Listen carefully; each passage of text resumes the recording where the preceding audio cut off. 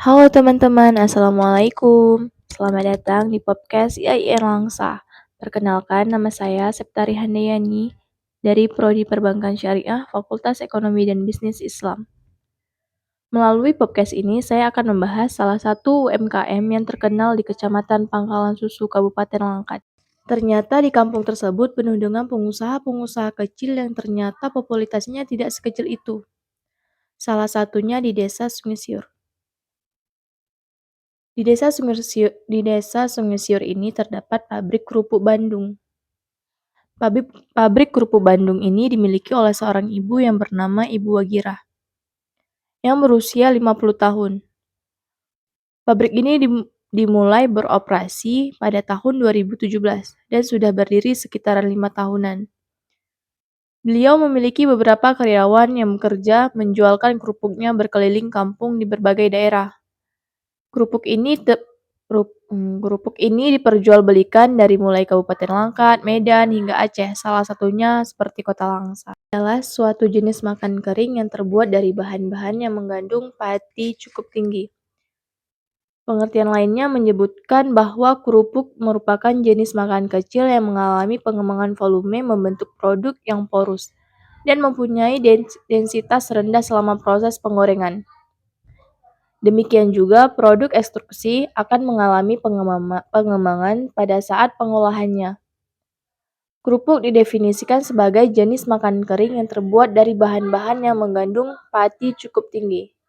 Di dalam proses pembuatan kerupuk, pati tersebut harus mengalami proses gelatinisasi.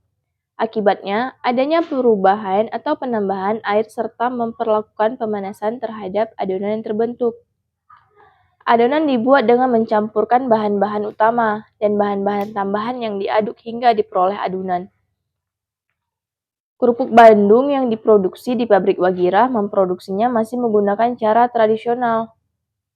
Produksi kerupuk Bandung ini setiap harinya membutuhkan 6 karung tepung atau sekitaran 150 kilo yang akan dijadikan adonan kerupuk. Tepung yang telah dijadikan adonan lalu dimasak dan dicetak secara manual. Lalu disusun, dijemur, kemudian setelah kering barulah bisa digoreng dan setelah itu dikemas dan bisa dijajakan dan dijual.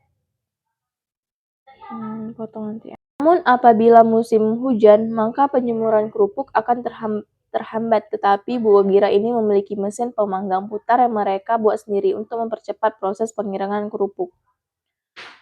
Pabrik kerupuk milik Bu Wagirah ini memiliki karyawan sekitaran 50 karyawan yang memiliki tugas berbeda-beda. Ada yang bertugas memproduksi kerupuk, ada yang bertugas menyusun adonan agar bisa dijemur, ada juga yang bertugas menggoreng kerupuk.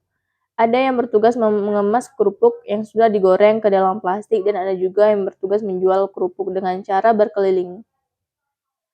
Kerupuk Bandung ini sudah sangat terkenal sekitaran Kabupaten Langkat, Medan, bahkan Aceh. Dengan adanya pabrik kerupuk yang dibangun oleh Ibu Wagirah ini membuat warga di Desa Sumisiur merasa terbantu dan sangat senang karena warga-warga yang tidak memiliki pekerjaan bisa dipekerjakan di pabrik tersebut. Sehingga dengan adanya pabrik tersebut dengan membuka lapangan pekerjaan sehingga perekonomian masyarakat setempat dapat membantu. Dengan adanya pabrik kerupuk ini, sangat membantu masyarakat sekitaran dan dapat membuka lapangan pekerjaan bagi yang membutuhkan, serta dapat mengurangi jumlah pengangguran.